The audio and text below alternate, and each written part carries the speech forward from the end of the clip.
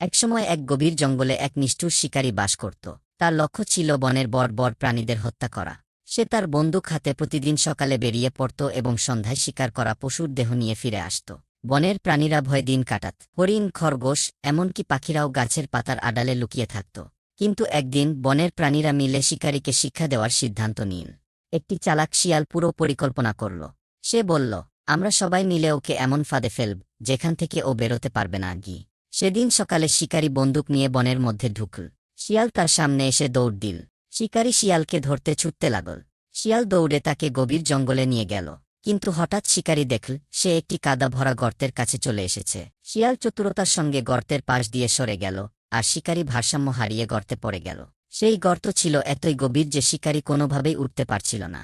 বনের প্রাণীরা চারপাশে এসে দাঁড়াল। শিয়াল বলল, এই বন শুধু আমাদের নয়, সকলের জন্য। প্রকৃতিকে ধ্বংস করলে প্রকৃতিও প্রতিশোধ নেয়। এবার থেকে শিখে নাও, ভালোবাসা আর সহানুভূতি দিয়েই প্রকৃতির সঙ্গে বাঁচতে হয়।